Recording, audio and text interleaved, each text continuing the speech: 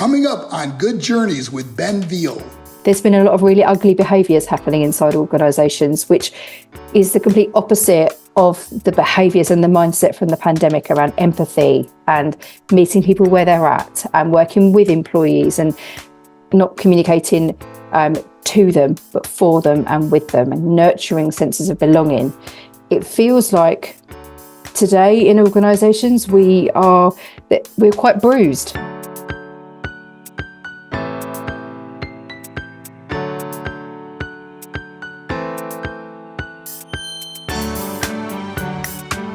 Welcome to Good Journeys with Ben Veal, the show that explores the trails traveled and lessons learned from some truly incredible people. Hello and welcome to another purposeful conversation here on Good Journeys, and it is such a pleasure to welcome my special guest today for an episode that is long overdue. Rachel Miller is an internationally recognised authority on internal communication and the author of new book Internal Communication Strategy. A former journalist with over 20 years comms experience, Rachel advises many of the world's best-known companies through her consulting business, All Things IC. She's a Chartered PR Practitioner, Fellow of the Institute of Internal Communication and Chartered Institute of Public Relations, a keynote speaker and the host of the Candid Comms podcast. And in 2020, she was awarded the Chartered Institute of Public Relations President's Medal for Distinguished Service to PR. She's done a lot, and that was a lot to say. I'm very pleased to introduce you to my friend, Rachel Miller. Welcome to Good Journeys. How are you? I'm very well, thank you. Thank you for having me. What a treat to be here. Looking forward to the conversation. Such a pleasure. That was a wordy intro. It was a wordy intro. Thank you. Those nice things. So let's start with this. So this wonderful book, Internal Communication Strategy, that you've recently published. So how long was this? I know firsthand how much goes into a book. How long was this idea in your head for? And what's the journey been like to getting it published? I wanted to write a book my whole life. I remember when I was at school in year 7, we had a writing exercise to do, and everyone else did 2 sides of A4 and I did 33. Wow. I've always loved writing. I've been publishing a blog on internal comms since 2009, and I've always written throughout my career. And the idea of having a book is something that had been in my head and in my heart for a really long time, but the time never felt right. I didn't know when the time would be right. And then Kogan Page got in touch with me and said, have you ever considered writing a book? And I had to say, well, yes, I have actually, for a really long time. So we explored the idea of it, and they said, is there a gap in our portfolio? And the good thing is that there is more investment in internal comms in recent years, which is wonderful to see. And Kogan Page particularly have been adding to their portfolio. So they asked me, is there a gap? If you were to write a book, what would you write? And I said, the gap, as I see it, is internal communication strategy. And that is something that we have overcomplicated, Ben, so much in the world of internal comms. So I thought, what an opportunity to demystify it, to uncover some amazing stories. So the book came about through being asked, which is a really nice way round, actually. Yeah, that's quite unusual, isn't it? For the ego, that's it's very flattering to be asked. But I was really intentional with how I wrote it, that it wasn't to be about me. It was to be about the amazing community of global internal communicators. And I thought, what an opportunity to shine a light on those hidden stories, because when you work in internal comms, it's very visible. You are super visible inside your organization. But to the rest of the world, we don't see those good things. We don't see those campaigns unless you enter awards. So there's something really magical about a book where I'm under non-disclosure agreement for most of the work that I do in my consulting business.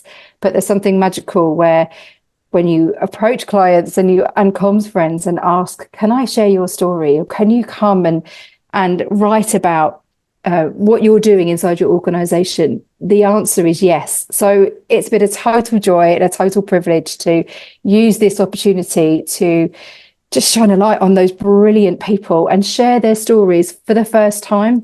So it's been lovely to see the response, and it isn't about me, it's about them. And that's just been gorgeous.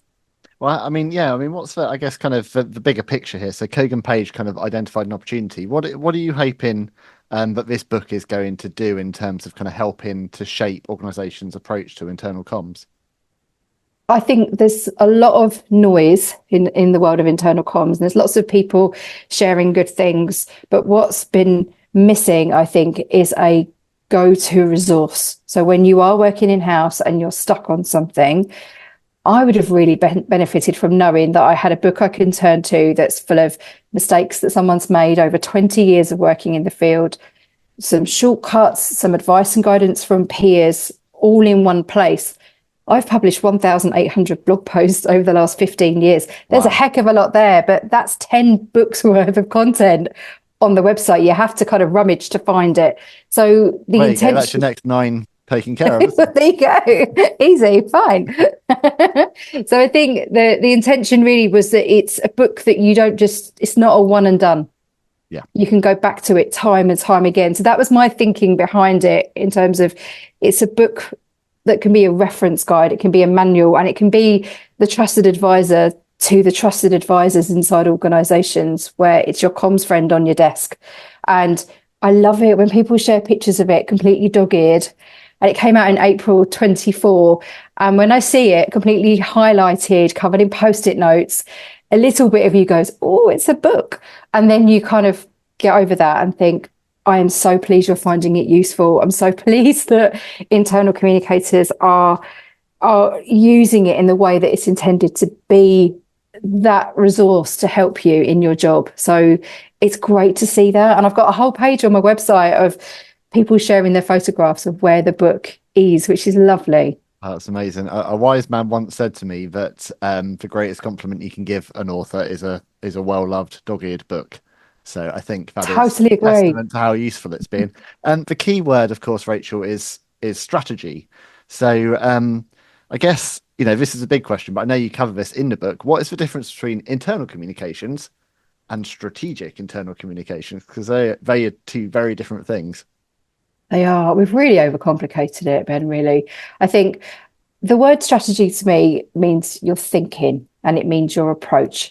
So very often you get locked into a tactical cycle in internal communication. So it's about tools, tactics, channels, and methodology, rather than strategic internal communication, which is more planned and it's more measured. So when you get locked into that tactical reactive cycle, that's internal communication. But I think when you are planned, measured, looking at the horizon, you are working on, not just in your role, that's where the strategy comes in. That's where the strategic thinking comes in. It's really not making other people's urgent priorities become your to-do list. It's really zooming out and looking at the business and looking at how does the business need to communicate? And therefore, what are the business problems that we're trying to solve through our methods of communication? And it's starting with that always, the mindset part of creating internal communication plans and strategies is so important. But really being clear, what are the business priorities? What's the vision, and why is internal communication important here? And if you don't do that thinking, you're always going to be firefighting. You're always going to be in reactive mode. So that's the difference for me. It's having a thoughtful, planned, measured approach where you can demonstrate value and you can articulate your thinking, which informs the doing. If you don't do the thinking and you just do the doing, you're not doing that strategic bit. You're not doing those thoughtful processes. I said in the intro, I mean, you started out your career as a journalist, and I'm sure that has massively helped and influenced kind of your career as it's gone on. What led you into move into the world of PR and internal comms from journalism? A really happy accident. I'd been journalist for 4 years, and I'd got to the ripe old age of 23. And I started as a journalist straight from school. So the week before my 19th birthday, I was joining the newsroom. And I'd got to a point where I didn't know what to do next. And at 23, there was a bit of a glass ceiling, because I could either become a sub-editor, which I didn't really want to do. I was working on regional titles, and I'd been doing shifts on national titles at weekends and evenings, like most journalists were doing back in the day, 20 years ago, or 25 years ago. And I didn't know what to do next. So I looked on read.co.uk and monster.co.uk because that was how you got a job, because LinkedIn didn't exist. Well, I wasn't using LinkedIn at the time. Did it exist in 2003? I don't know. So I think I joined it in about 2006. Maybe it did. But I think I was 2006 or 7. Yeah. But Read and Monster was where you went for jobs at the time. So I typed in everything I loved doing as a journalist. I typed in writing, editing, interviewing, and it came up with internal communication. And I thought, I don't know what that is.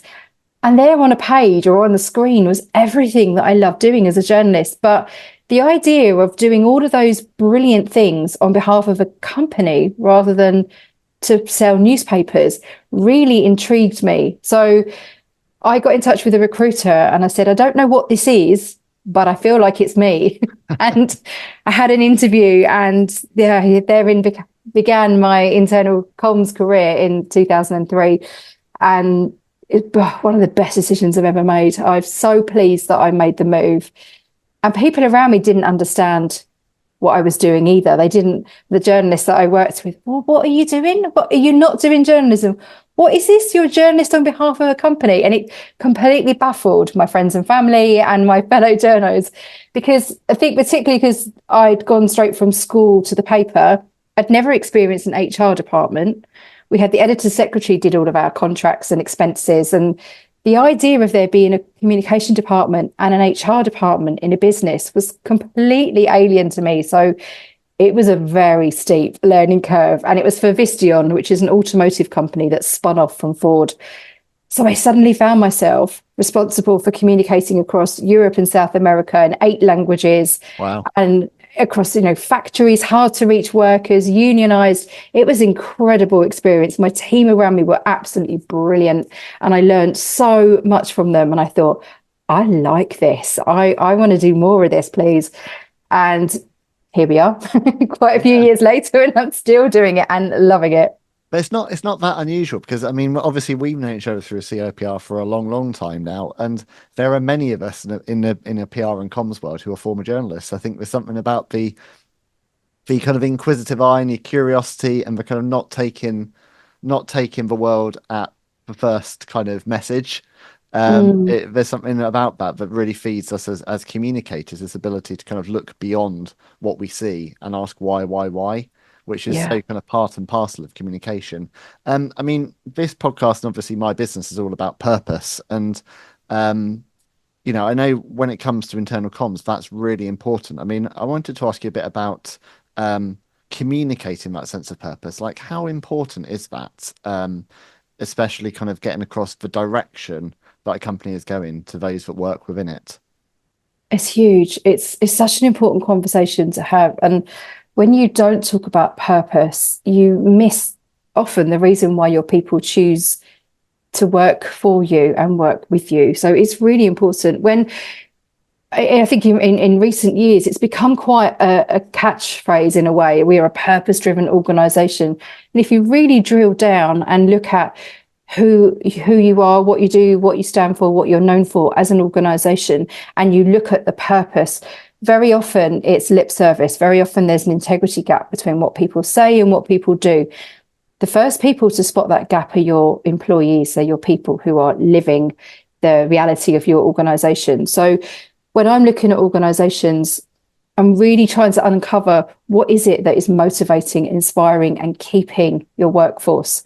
And if it's a purpose, if you're a charity or if you're the NHS, for example, the National Health Service, then it might be that your people are choosing, or government, they want to be civil servants and public servants.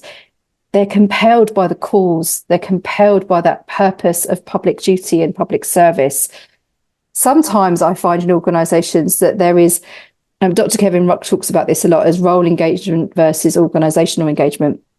And I've certainly found this in my career, where people may choose to join an organisation because they like the type of role they get to do. So they might love being a train driver or a paramedic. It might not matter to them whether they work for a particular train operating company or a particular NHS trust that has paramedics. Their engagement level comes with the role, not necessarily who they're working for. So many organizations miss that, and they talk about the purpose from an organizational perspective rather than affirming we cannot do what we do. We can't, cure patients, sell widgets, transport people without having these brilliant people who are our employees. So really affirming the role of the train drivers and the paramedics, that's often missed. When I look at an organization, I can spot that, and I can spot the fact that there is that disconnect. If you just talk at an organizational engagement and purpose level and you don't drill down to that relevancy, what's in it for me? Why am I here? How does my organization really affirm and recognize the value that I bring as an individual employee, choosing to give my skills, my knowledge, experience to this organization to fulfill its purpose as well as my personal purpose. If you just do half, you communicate half the story, and you can feel when that's missing, but you can also feel when it's there, when it's done right, when there isn't that disconnect or that integrity gap between what we're saying and doing. It's so critical for internal communication. It's really interesting because it's essentially you're putting yourself in the eyes of the team member, aren't you, and looking at it from their perspective and saying, what is this organization giving to me, but also what am I giving to it? And rather than being a small cog in a big wheel, actually my contribution is pivotal to the purpose being met.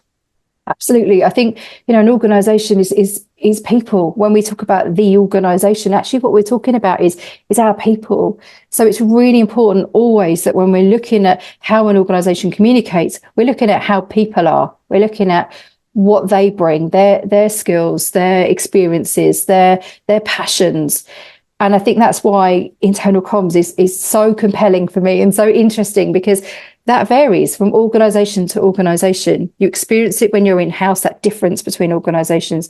And particularly for me as a consultant and my team, we work with so many different organizations that you can experience those cultures from the inside out. Yeah. We talk a lot about what happens inside is reflected outside. If you've got a positive culture, that will seep out. If you've got a negative culture, that will seep out too. So the culture and purpose conversations go hand in hand for me. If you've got a good, motivated, inspired workforce, normally it's because they understand how they fit in and they understand what's in it for them being part of an organization, not just what the organization expects from them, but what they can expect from the organization, from the people.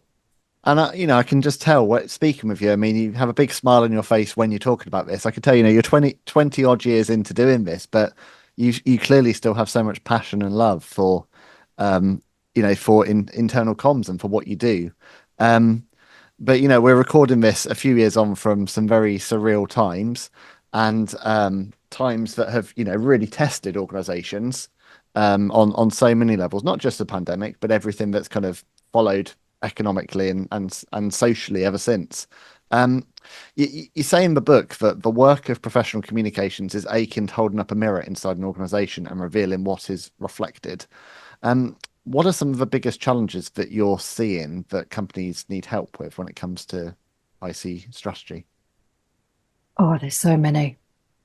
I think even that act of holding that mirror up and sharing what's reflected back can be quite painful for internal communicators to do, because often you get pushback because people don't like what's being reflected and they blame the person holding that mirror up.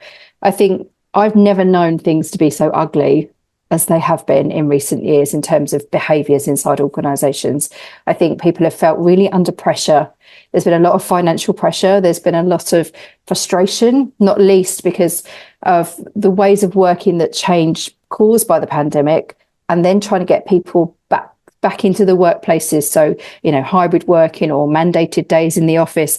There's been a lot of really ugly behaviours happening inside organisations, which is the complete opposite of the behaviours and the mindset from the pandemic around empathy and meeting people where they're at and working with employees and not communicating to them, but for them and with them, and nurturing senses of belonging. It feels like today in organisations we're quite bruised, actually. There's quite a few bruises that were caused during the time of the pandemic where the fundamental way that we communicate inside our organisations has shifted. It doesn't look the same as it did 5 years ago. Our expectations. I've got a pandemic model that I put in the book around when I'm looking at organizations. I categorize employee groups not by age or location, or not just by age, location, etc., but when did they join the organization? If you have pre-March 2020 employees, their experience of the organization's leaders, the way that they communicate and the culture is one way. When you have people who joined between March 2020 and December 22, their experience is quite different. They might have never been to the head office. They might have always worked in a very flexible way because we had to in that period. And then December 22 onwards, of sort of post-pandemic employees, their experience of leaders and culture and the way we communicate is also very different. So you've kind of got three cohorts of people. And then today, as we head into 2025, what's happening inside organizations is you've got tension between those three distinct groups of people in terms of this is who we are, this is how we work, this is how we lead, this is how we communicate. And we're not talking about that enough. So lots of the behaviors that I'm observing when I'm asking the question, like these pockets of people inside an organization where there's tension and where the sentiment isn't great, often it's because of when they join the organization and their expectation of the organization and their experience, which is created based on when they joined. So I'm fascinated by that. And I think add on the pressure of cost of living, add on the pressure of it's hard to retain people because their expectations are there in terms of I want to work flexibly perhaps, or I want to have more autonomy over what I'm doing. There's a real, as a consultant, it's fascinating. And I'm constantly holding the mirror up inside organizations and saying, this is what your people are saying. This is how they're thinking. This is how they're feeling. What do you want to do about this? How do we rebuild? How do we repair? How do we restore? What do you need to do inside the organization? Because people vote with their feet. You know, they leave organizations if they're not happy. I mean, as an IC consultant, you're obviously very busy. There's lots to tackle. I mean, I think it's quite interesting. Obviously, you talked a lot about strategic internal comms being proactive and measured, whereas all of these organizations across all these sectors had to suddenly develop empathy that probably wasn't there in many cultures, and had to project a kind of way of working and messaging and a way towards employees that in many scenarios wouldn't have been there before because it was suddenly mandated by law. So they had to be flexible and caring and pastoral towards their staff during the pandemic, even if that wasn't necessarily within their kind of cultural fabric or indeed how they operated. So I think there's been a real kind of melting pot there in terms of organizations trying to find the feet of who they are again. I mean, we are in a post-pandemic world, but I'm not sure we are either, because the threat has gone, but most people I think still haven't fully adapted to that trauma and how it changed their working patterns. And I think most people are still working hybrid. Is that fair to say in your experience? It feels to me like it's certainly in comms and creative sectors and in most of the sectors I work with, I don't know many people that are working in an office 5 days a week now. I think it's fascinating. It's such an interesting topic because I think it varies from organisation to organisation, and it can vary in an organisation dependent on the local leadership. So I think one of the mistakes that quite a few companies have made is to empower the local leaders to decide what's right for their team, which sounds great. It sounds like we're going to give you autonomy. You decide what's right for your team in terms of whether they need to come into the office or not, for example. But when there's no consequence and when there's no consistency across your management function, that feels really unfair for employees, where you could have, friends inside an organization and one of their bosses decides you can come in 2 days a week and the other one says, I want you in 4 days a week, for example. That kind of unfairness and that disparity inside the organisation causes real tension. So I think there's been a lot of slopey shoulders from organisations saying, oh, it's all down to local management to decide what's right for their teams.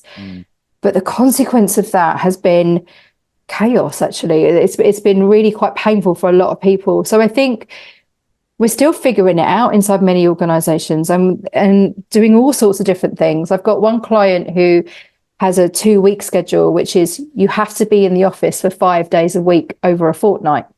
So you could choose to be in for 5 days one week and none the next week, or 2 and 3, or 4 and 1. So I think quite like things like that where there's choice. Yeah. And it requires you to work quite differently, and it requires you to change the way that you work. So you're mindful of, when do we have in-person team meetings, for example. But there's also this huge sense of unfairness where if you have factory workers or retail employees, they don't have the opportunity to work from home because their job is, if they're driving trains, then you can't do that at home. So I think that tension is inside a lot of organisations at the moment, where the them and us has always been there, but now it's capped up. It really feels like it was felt acutely, wasn't it, really, in 2020, because there was a large portion of people who are still able to earn a good income. The reality is that kind of divide culturally, there were many people and people, being realistic in our world, in comms, who were able to earn a good salary from home with an internet connection at a time when many people were on, statutory pay. Yeah, or furloughed. Yeah, furloughed pay, with no option to return to the office until it were, or to the workplace until it was allowed. Yeah. So I think that divide came in then, really, and it's never really returned, hasn't it? One thing that really strikes me when you're talking, obviously, there's that kind of balancing act between what's right for necessarily the team member and what's right for the employer. And some people obviously prefer that flexibility of, I can pick my own hours or whatever works. Some people prefer a routine. Now, I know that something that you and I are both really professionally and personally passionate about is neurodiversity. And for some neurodiverse people, actually, that ambiguity would be really challenging. Like thinking, my son would really struggle without that routine and the very clear structure of what is expected on each day. What are kind of some of the learnings that you can share with employers when it comes to really effectively communicating with neurodiverse team members? I think the biggest advice I would give is to not make assumptions and to involve your neurodivergent colleagues. There's become a bit of a saying in the internal comms community. There's a lady called Eloise Thomas who works in-house at Informa, and I first heard her say this, which is nothing about us without us. And that really resonates with me. So not making decisions on behalf of your neurodivergent colleagues, or anyone, frankly, without involving them and without asking us what works, what doesn't, where are we missing a trick. I think I'm certainly learning a heck of a lot about neurodivergence in the last couple of years. Two of my children, I have 3 children, 2 of them have been diagnosed with autism and ADHD each. So they both have both. And as we've defined their neurotypes, we've uncovered our own as parents, and you suddenly, oh my goodness, you suddenly just, from a professional perspective, I realise how many own goals I have scored in my in-house career, particularly, and as a consultant, where I've missed opportunities to communicate differently. If I think about my children now, when you were saying about the ambiguity of COVID, for the 6 weeks holidays, that's an absolute nightmare for my children. Yep. The idea of unstructured time causes real panic and real anxiety, because the routine and the continuity. For everyone in the household. For everyone. Yeah. So we have plans for every day. And even when we're on holiday, it's scheduled. We swim at this time. We have ice cream mandated at a certain time. I mean, that's wonderful. If there's ever a reason to do a plan. But that's really important, because it creates comfort and certainty and routine and rigor that my family need. And I've never really understood neurodivergence because I've never taken the time to research and understand. And when you're suddenly, I mean, it's really obvious now. I'm sitting here with a fidget, a quiet one, to help me concentrate as we're talking. I think if I look at my professional experience and I look at what I've done inside organisations, I just think, how many missed opportunities have there been to communicate change visually as well as written communication, like to do diagrams, there's just so much. And when I was researching my book, I was doing it was just when my children were being diagnosed, and I wrote in the book as the neurodivergent parent of a neurodiverse child, because we only knew about my son then. My daughter was diagnosed in 2024. I'd never said that before. I'd never written that before. I'd never said that I was neurodivergent before. I didn't know that it was until that point. And that felt quite cathartic, but it also felt quite brave. And I would say now that a year on since I wrote that in the manuscript, so in 2023 I wrote that, that feels quite normal for me to say and to be quite open about it, because I've nothing to hide. How I think and how I work, I think there's a whole narrative around it's your superpower, it's this, it's that. Yeah, for some people it can be, but for others, when you're seeing your children really struggling, if I said to them, it's a superpower, it would not be the right thing to say. So there's a real importance around language and how we talk about neurodivergence, how we create safe spaces inside our organisations. A client of mine, Adele McIntosh, works at ARM. She's the VP of communications there. And we spoke together at the Institute of Internal Communication Festival in June 24, where I wanted to really shine a light on what they're doing there, because they have brilliant communities. They have an employee resource group, not just for colleagues who are neurodivergent, but who are the parents and carers who have people in their household who are neurodivergent. And when you're in it, it is all consuming. When you're trying to fight your school or the local council or get assessments, or it is a lot. And just having, I think, that recognition inside organisations that if you have colleagues who are neurodivergent themselves or who are trying to be the voice on behalf of their children, it's a lot. And so I really welcome that. If you're trying to be empathetic and you're trying to create a sense of belonging and you're trying to have psychological safety inside an organisation where you're encouraging people, saying, bring your whole self to work. Well, you know what? Your whole self might be, I am exhausted from fighting for an educational healthcare plan, EHCP, on behalf of your child. That, I think, I really welcome that conversation now. Obviously, personally, I'm in it with my own family, but professionally, it's meeting people where they're at. It's creating a safe space inside an organisation that says, we really want to look after you. If your values are around being nurturing and caring, it has to be extended through to your behaviours and how you look after your employees. So as I'm learning, as I always do, I kind of work out loud. I've done it throughout my career. As I'm learning things that I think will be helpful, I'm sharing them, because I wish I'd learned more about this earlier in my career, because I just think there's so many more people that I could have helped to communicate complicated change in a way that is mindful of everybody's needs and accessibility. And you don't know what you don't know, right? No, and as you say, I mean, I'm all about journeys. This is the journey. You and I have both been on a very, very similar trajectory in the last few years of self-discovery alongside our children's diagnoses.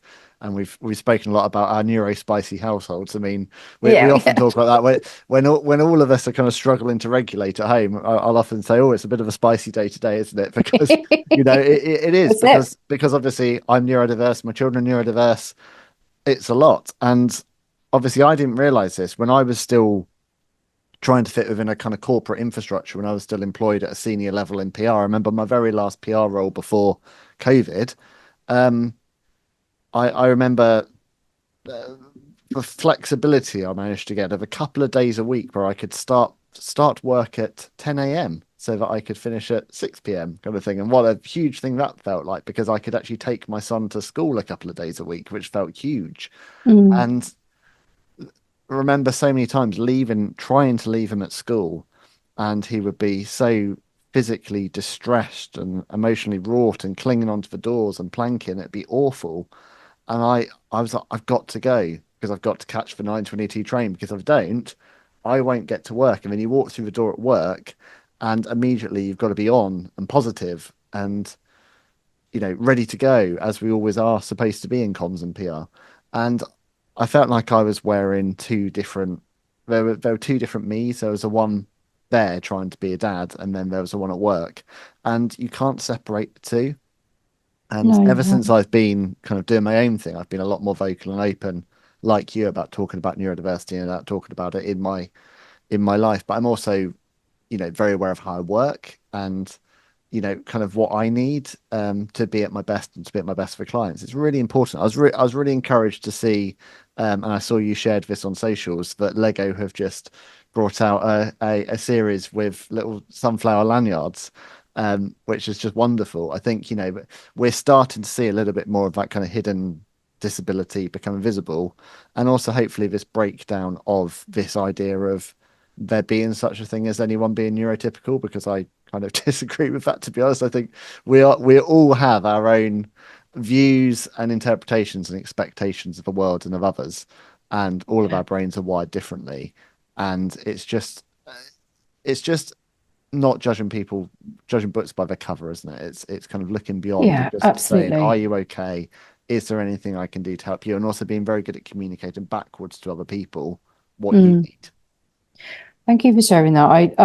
I hear you, because you end up masking, and you can't separate out the personal and the professional. Sometimes I think it is hard to kind of park that, and you shouldn't have to. I think there are the terminology is around reasonable adjustments. So I've got reasonable adjustments in place that I've put in my own business. So for example, if I'm teaching a client, I live in London. If I'm teaching a client and I'm doing an all-day training session, a strategy day with a team in London, I will go and stay at a hotel right next door to the venue the night before.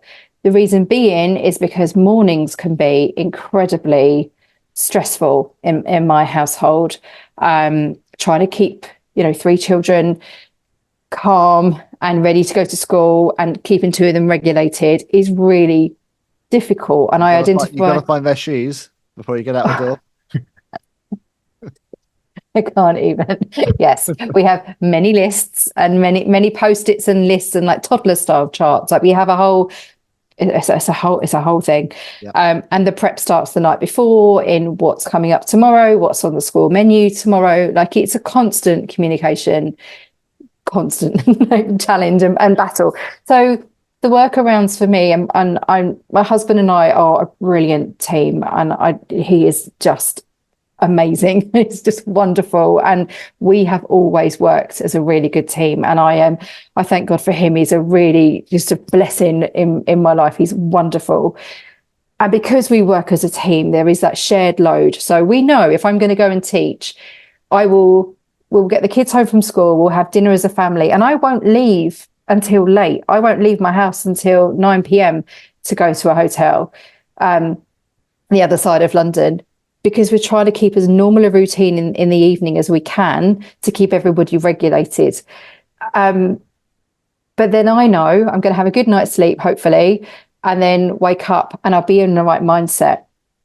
And in the morning, I won't speak to the children. I will message them. Normally I do a video and say, I hope you have a good day. And then he'll show it to the children. So it's things like that where you put your own parameters in place or reasonable adjustments in place, where I know if I was home and there was a difficult episode where there was, violence perhaps with dysregulation, and I can't then park that. I can't then say, right, off you trot, off to school, mummy's going to go and teach. I can't do that. So I'm trying to do the kindest thing all round in setting them up for success. They're in safe hands with daddy, you're good, and then I've setting myself up for success with my clients so I can be fully present on the day and do what they're paying me to do, frankly, which is to look after them and look out for them and be with them in the fullest way that I possibly can. So there are things like that where the beauty, I think, of being your own boss is you can create the environment for yourself to thrive and for your team to thrive. That's if I look at my in-house career now, particularly if I look back, the times when I was not happy, the times when I felt frustrated, the times where I get bored really quickly, and I never really understood that. Now I get it. Now I get why the way that I think and I process the world as someone who's neurodivergent means that I make a good entrepreneur, because I'm resourceful, I'm decisive, I'm intuitive, I'm creative. All of these things work brilliantly when it's your own business, when you're trying to fit into a corporate mold, I felt slowed down. I felt my wings were clipped. I felt frustrated. And I felt bored when things repeated. If I was in an organization and we did an employee survey and then we had one the following year, my brain, I realized I need that dopamine, that constant kind of, what's next? What can we do? Which is why working as a consultant works really beautifully, because when things are a bit broken or they're not feeling quite right, and I'm called in to say, what do you think's going on? How can we fix this? My brain works perfectly in that scenario, and you get the best out of me, and I enjoy it. So I just wish I knew earlier in my career why I found certain things difficult and why I was frustrated by certain things. I think understanding and defining my neurotype as ADHD has given me permission to forgive myself, actually, for feeling like I didn't fit in certain scenarios. And it's really helpful to be able to have those conversations with my children. Yeah, same for me. I kind of used to beat myself up about how many kind of jobs I'd moved through, and I used to always kind of balance it by saying, oh, well, this is the PR world and you only stay one place from a year or two, and that's kind of the trajectory. And it is true to a degree. That is kind of our industry. But a lot of it was also kind of that need to constantly have something new, because I'd do a year somewhere and then I'd see I was in year two and the cycle of comms would be essentially the same. That's it. Yeah, that's it. Bored now, I want to see something else. And the beauty of working for yourself is you can always mix things up. You know, my second mountain has been through so many iterations in the last 5 years. It will have so many more in the next 5 years. But you know that you're the one that's steering the ship. And that's daunting and scary, because you can obviously take quite big missteps, but also you can take real big leaps.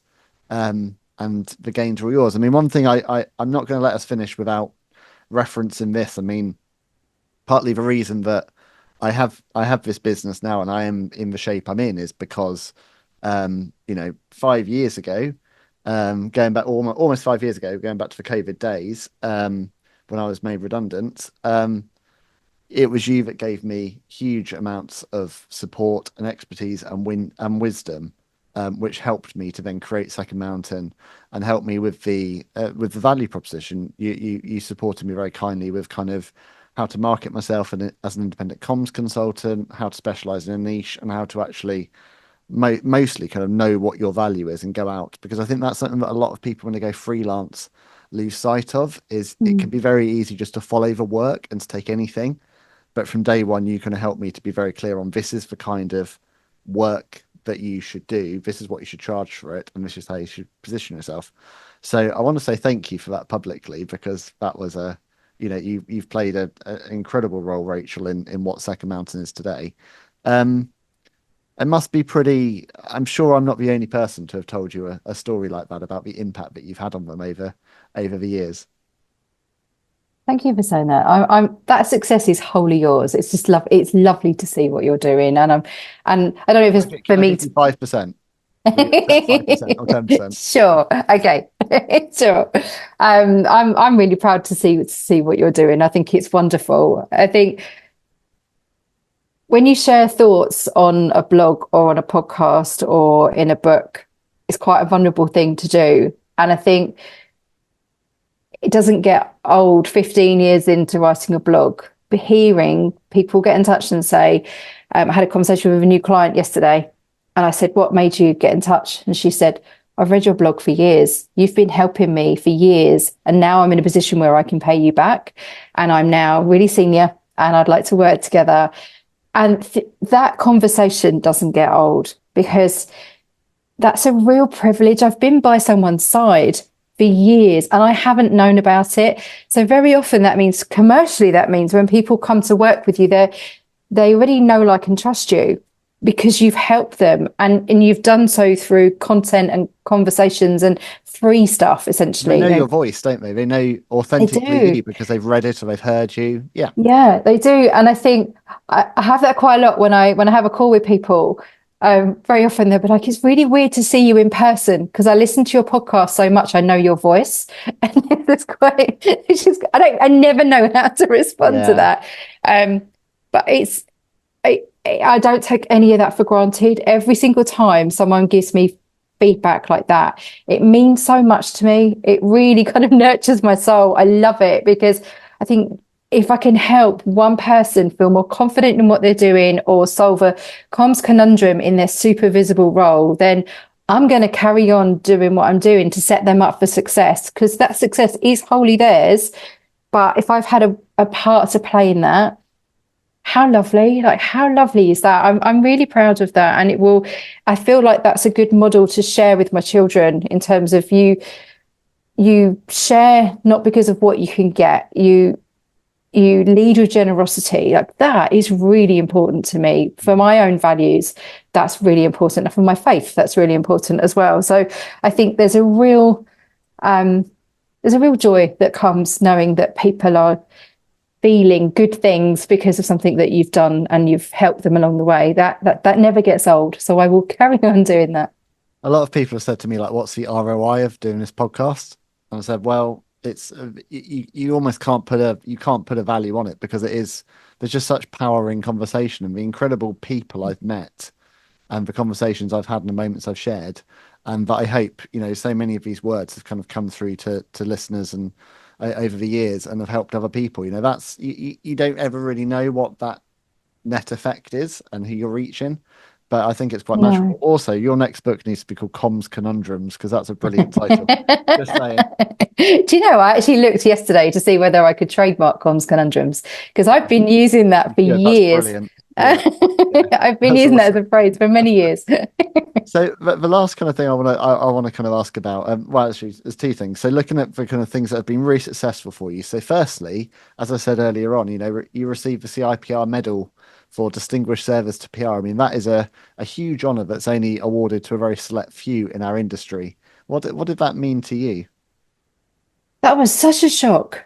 Because the president was Jenny Field, and I've known Jenny for years. We set the IC crowd up together. We ran that for 10 years as a not-for-profit community. We were both working in-house for internal communication practitioners. And Jenny messaged me in lockdown. She'd been liaising with my husband, and they'd arranged for her to turn up at my house. So I didn't know this. So Jen called me and she said, "Oh, hi, Rach, how's your day?" And I was like, yeah, fine. And then the doorbell went. I said, "Oh, hold on a sec." I went to the door and Jenny was there. And I was like, what? How are you here? And she said, "Oh, there's a CIPR President's Medal." And I thought, oh, she wants to ask my help to help her think through who do I think she should, who could she nominate for it? So I thought, oh, I'm up for helping her with that. Like, of course, like what a privilege to be asked. And then I realized she was holding a bottle of champagne, and I was like, what's going on? And she said, and she told me the history of it, and she said, I want to recognize you. And I was gobsmacked. I'm not often lost for words. I was totally gobsmacked, and I felt really proud and really quite overwhelmed. Just completely shocked.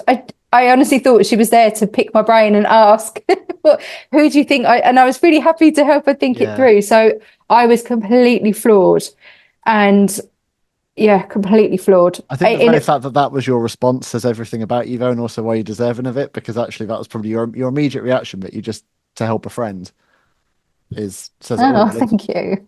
Thank you. I've got the medal now, and I'm really proud of it. My children think I should wear it. I think you should. Yeah. I'm really proud to have it, because I think internal comms particularly, we love to have the Cinderella story. We love to have the forgotten, poor relation, this narrative that is really not helpful. I think just the fact that there is an internal communication practitioner and professional who is being honoured by the CIPR in that way, that made me really proud to look at that list and think, I don't know if there's any other internal communicators on there, and I'm really proud to be the first, and I hope there's many, many more. So it meant an incredible amount to me. I was really grateful and very humbled. Well, it's much like the Independent PR Practitioner Award that we've both been very lucky to be on the receiving end of. I mean, I take great pride in that, not just for myself, but also to represent the independent PR industry, that you don't have to be a big agency to make a difference and to deliver great campaigns for clients. I feel really proud to be part of that community of independent PRs.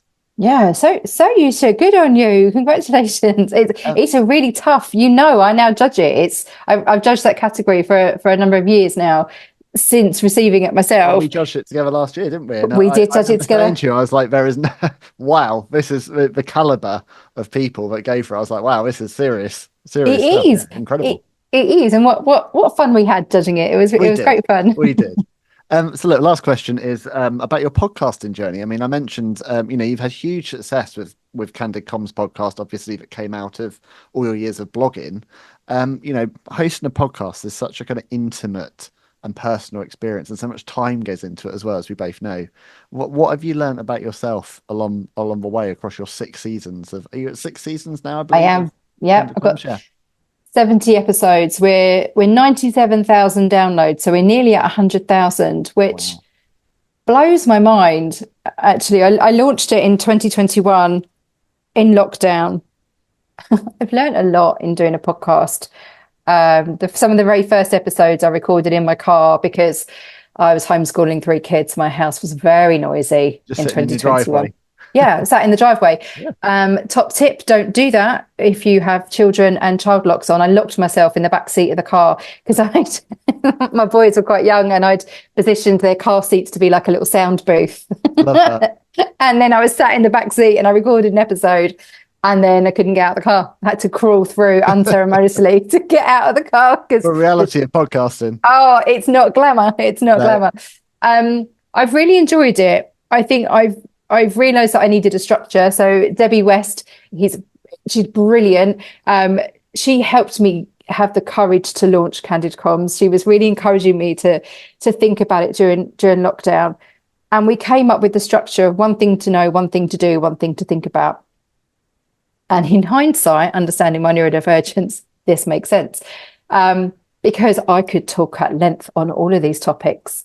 I could talk, every episode could be 4 hours long. So I think having a structure has worked really well for me.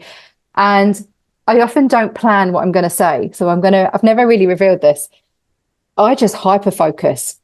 I go into my husband's office. So he's got a studio. He's a IT consultant by day and a drum and bass producer by night. So he has incredible recording equipment. And I will, normally on a Sunday afternoon, I will go in there. He'll be with the kids. I'll go into his office. I will hyper focus and I will batch record and I will do 5 or 6 episodes. And I will just have Post-its or a postcard for each episode of one thing to know, one thing to do, one thing to think about. And I'll have one line and then I talk. So I get so passionate about the topics, and having that structure enables me to be very natural, and it enables me to share what's top of mind. Some episodes I do need to do more research for if they're particularly tricky, and I want to make sure I get it right. If I'm referencing things, I want to make sure I get it right. But very often it's that conversational style because that's how I communicate. So I haven't tried to be someone I'm not. I've just tried to have, like, I'm in someone's ears when they're going on a dog walk. Yeah. And that seems to work well for people. It's not preachy. It's not, I'm not telling people what they should do. I'm saying this is what I've tried and this is what worked and this is what didn't. And here are loads of mistakes I've made. And it's the same vein as the blog. It's that same mindset, really. So it's great fun. I enjoy doing it. It's really good fun. And almost 100,000 downloads is incredible as well. It really shows that it's getting through and resonating. And you don't know. And you don't know, because people don't say, oh, I'm out and about. Sometimes they do. I sometimes get DMs saying, oh, I'm in Asda, or, I'm doing the big shop, doing the grocery shop. And I haven't got a notebook. And you've just said something and I want to make a note of it. So I just love that. I love that. There's one lady who listens in the bath. So she quite regularly will message me and saying, like, she saves them up and then listens to a couple while she's in the bath. I'm like, great, you do you. Yeah. Wherever I am, if I'm in your ears and helping you learn, then brilliant. So I'm really, really proud of that. Yeah, I'm a big dog walk listener, or a big muddy stomp in the countryside podcast. Oh, are you? Love it. Yeah. Love it. Good on you. I guess the final question really is, many ways to connect with you, from your podcast to your book, to your website. What are your kind of best kind of, what are your socials? What's your website? What's the best ways for my audience to connect with you? So the best way would be LinkedIn or my website. So the website is allthingsic, so letter I, letter C.com, or I'm Rachel Miller on LinkedIn. So I'd love to connect. Do send me a note and connect with me. I'd love to have new comms friends. Do indeed. So look, before I wrap up, Rachel, I just got to say a couple of thanks. So firstly, my producer, Jeff Easton from Tall Lake Productions. Jeff is amazing, always brings these conversations to life so beautifully. And thank you to my audience, my growing audience of this show as well, which is coming back time and again for these purposeful chats. If this is your first time, I hope you can come back for more. But the biggest thanks of all goes to you, Rachel, for very grateful for the conversation today, but more importantly, just for your friendship and support, really. So you keep doing you, I'll keep doing me. Perfect. Thank you so much. So that's it for today. This has been Good Journeys with Ben Veal. Keep on climbing, and I'll see you all again soon. Bye.